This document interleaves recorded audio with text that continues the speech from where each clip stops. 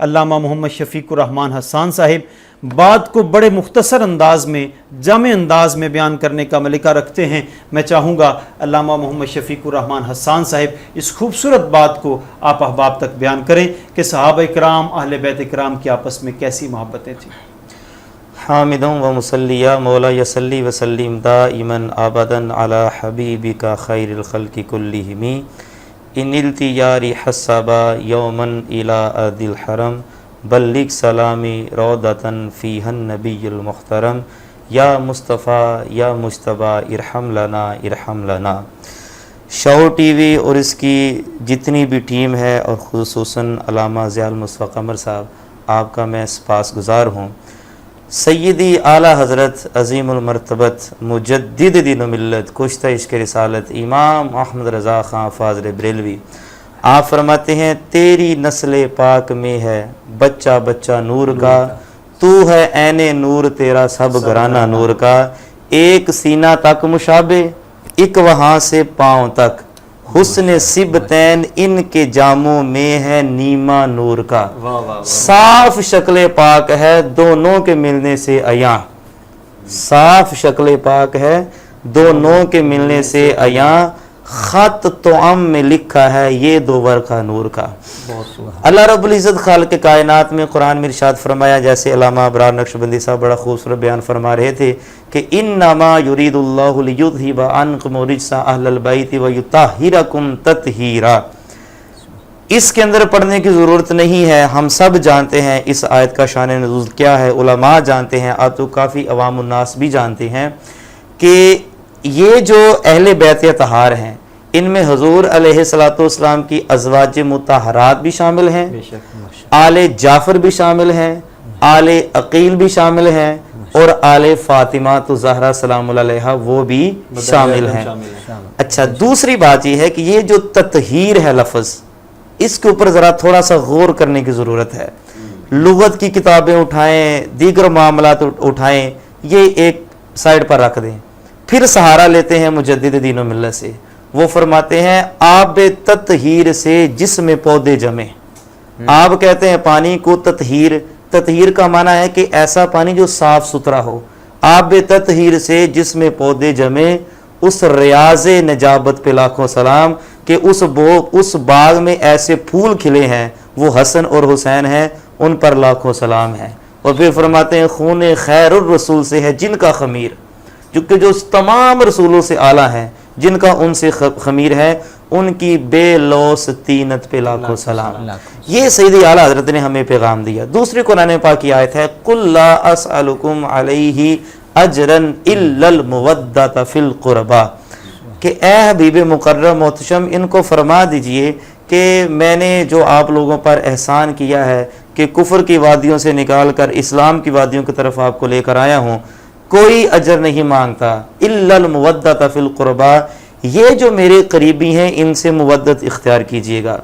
ناظرین کرام، یہاں پر غور کرنے والی بات وہ یہ ہے، مودت کا حکم دیا گیا تمام امت محمدیہ کو، لیکن مودت کا جو حق ادا کیا ہے وہ صحابہ کرام رضوان اللہ علیہم اجمعین نے ادا کیا ہے۔ جو صحیح حق ادا کیا ہے وہ صحابہ کرام نے مودت کر کے دکھائی ہے کہ اس طرح سے مودت کی جاتی ہے۔ چلیے بات کو شروع کرتے ہیں۔ بھی یہی تھی کہ حضور کو محبت کرتے دیکھا، حضور سے سیکھا کہ کس انداز میں حضور محبت فرماتے ہیں، پھر اسی محبتوں کو آگے پھیلایا۔ حضرت ابوبکر صدیق العتیق رضی اللہ تعالی عنہ سے پوچھا گیا کہ اے صدیق اکبر، آپ کو حضور کا گھرانہ اچھا لگتا ہے یا اپنا گھرانہ اچھا لگتا ہے؟ تو آپ نے کہا رب کعبہ کی قسم ہے مجھے اپنے گھرانے سے حضور کا گھرانہ زیادہ اچھا لگتا ہے۔ تھوڑا سا اگر ہم چل کے دیکھتے ہیں تو حسنین کریمین طیبین طاہرین، حضرت سیدنا صدیق اکبر رضی اللہ تعالیٰ عنہ کا ملتا ہے کہ اگر تم حضور سے محبت کرتے ہو اور چاہتے ہو کہ حضور اس محبت سے راضی ہو جائیں تو حضور کے گھر والوں سے محبت کرو تاکہ حضور اس وجہ سے تمہارے ساتھ بالکل ایسے ہی ہے۔ حسنین کریمین طیبین طاہرین نیرین منورین سعدین سعیدین، آپ کی شان عظمت ان کے تو کیا کہنے۔ حضور علیہ الصلوۃ والسلام نے واضح طور پر ارشاد فرمایا کہ یہ میرے پھول ہیں، میری بیٹی کے بیٹے ہیں، یہ میرے بیٹے ہیں۔ نواسوں کا لفظ بہت کم ملتا ہے، حضور نے فرمایا یہ میرے بیٹے ہیں۔ اب حضرت ابوبکر صدیق العتیق رضی اللہ تعالیٰ عنہ کی محبت اہل بیت اطہار سے، خلیفہ اول بلا فصل افضل الخلق بعد رسول ہیں اور حضور علیہ الصلوۃ والسلام کی جانشین بھی ہیں، بے شک بے شک، روحانیت میں بھی اور خلافت میں بھی اور سیاست میں بھی حضرت ابوبکر صدیق جانشین ہیں، اور ان کی جانشینی کو قبول کرنے والے مولا کائنات شیر خدا کرم اللہ تعالیٰ وجہ الکریم ہیں۔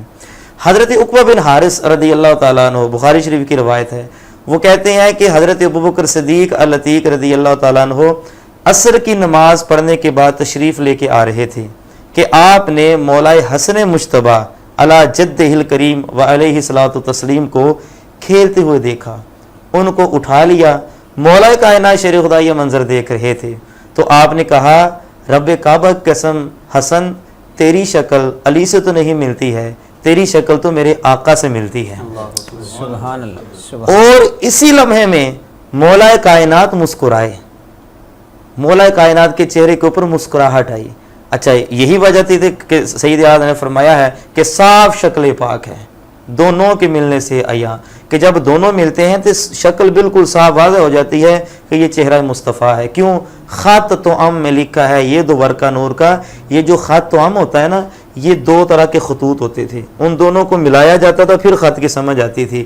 فرماتے ہیں کہ اگر ذات مصطفیٰ کو پہچاننا ہے تو حسنین کریمین کو جاننا ہوگا۔ آج کئی صدیاں گزر گئی ہیں اور کئی سال گزر گئے ہیں، داتا علی حجویری کسی کی سمجھ میں نہیں آئے، غوث جلی کسی کے سمجھ میں نہیں آئے، خواجہ معین الدین چشتی اجمیری کسی کے سمجھ میں نہیں آئے، تو حسنین کریمین کسی کے سمجھ میں کیسے آ سکتے ہیں؟ اور پھر ان کے والد ماجد کسی کے سمجھ میں کیسے آ سکتے ہیں؟ آگے جو روایت ہے اور وہ بھی بڑی حسین روایت ہے، مسجد نبوی ہے، ابوبکر صدیق العتیق ممبر پر جلوہ فرما ہے، خطبہ سننے والوں میں امام حسن مجتبیٰ ہیں اور مولا کائنات ہیں۔ یہ جو چھوٹے بچے ہوتے ہیں ان کو اپنے ناناؤں کی چیزوں کی بڑی پہچان ہوتی ہے، تو وہ جس ممبر پر تشریف فرما تھے ابوبکر صدیق، وہ ممبر ان کے نانا کا تھا۔ تو حضرت امام حسن مجتبیٰ نے کہہ دیا کہ اٹھیے، یہ میرے نانا جان کا ممبر ہے۔ جب اتنی بات کہی تو مولا کائنات شیر خدا نے فوراً کہا، اے صدیق یہ مت سوچنا کہ میں نے اسے سمجھایا تھا، بچہ تھا، اس نے بچپنے میں کہہ دیا۔ ابوبکر صدیق رضی اللہ تعالیٰ نے اپنا ممبر چھوڑا اور کریم ابن کریم کے پاس تشریف لائے اور مسکرا کر کہا، اے علی اس نے سچ ہی تو کہا ہے، یہ ممبر بھی ان کے نانا کا ہے، یہ صدیق بھی ان کے نانا کا ہے۔ اب ذرا سوچئے، مودت لفظ جو محبت کی انتہا ہے، جو محبت جو جیسے امام فخر الدین عشق کی بھی انتہا ہے، امام فخر الدین رازی رحمۃ اللہ تعالی نے اس کی مثال دی ہے کہ جس طرح مچھلی کو پانی کے ساتھ مودت ہے۔ بعض جو اہل علم ہے وہ کہتے ہیں وہ تو مچھلی کی فطرت ہے، تو ہم نے کہا کہ دین اسلام بھی فطرت ہے۔ اگر دین اسلام میں جس نے داخل ہونا ہے ان پر اہل بیت طہار کی محبت فرض ہے، ورنہ وہ مردہ ہے، یہ ضروریات دین میں ضروریات دین میں سے ہے، ورنہ وہ جیسے اہل بیت کی محبت نکال دی جائے گی تو وہ مردہ ہو جائے گا، جس طرح مچھلی کو پانی سے نکال دیا جائے تو مچھلی مردہ ہو جائے گی۔ چلیے اب دور ہے خلیفہ دوم، امیر المومنین، غیظ المنافقین، امام المجاہدین، حضرت فاروق اعظم رضی اللہ تعالی عنہ کا بہت مشہور واقعہ ہے۔ مدائن فتح ہوا، مال غنیمت کا ڈھیر لگایا گیا، مال تقسیم کیا گیا، امام حسن کو 1000 درہم، امام حسین کو 1000 درہم، آپ نے لخت جگر عبداللہ ابن عمر کو 500 درہم۔ انہوں نے کہا کہ تنقید نہیں، وضاحت چاہتا ہوں کہ بتائیے کہ میں تو اس وقت سے جہاد کر رہا ہوں جب یہ چھوٹے چھوٹے تھے، ان کو 1000 درہم تو مجھے 500 درہم کیوں؟ سوال بھی جائز تھا، اس میں کوئی تنقید کا پہلو بھی نہیں تھا، کوئی بے ادبی بھی نہیں تھی۔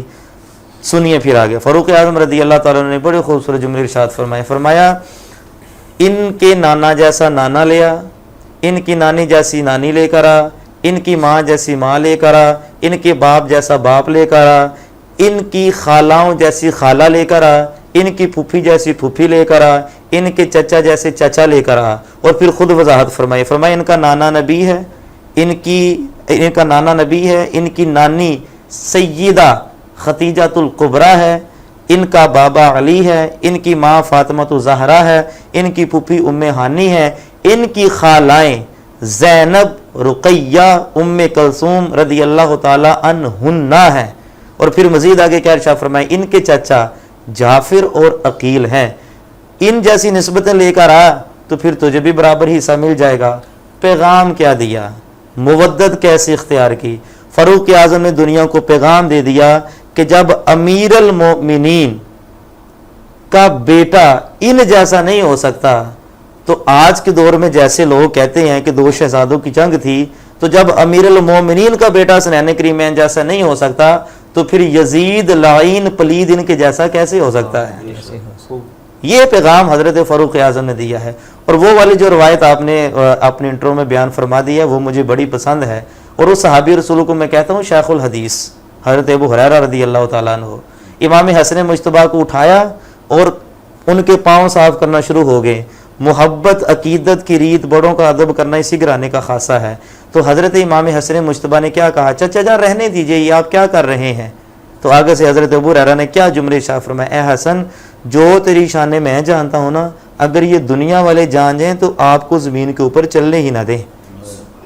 ये उनकी अज़मत और शान, रिफ़त, दराजात, कमालात, उनकी करामत, ये हमें सहाबा ने बताई हैं। यहाँ से पता चला जितनी मोहब्बत सहाबा कराम को अहले बैत से थी, शायद आज हमारी मोहब्बत आटे में नमक के बराबर भी नहीं है, समंदर में कतरे के बराबर भी नहीं है।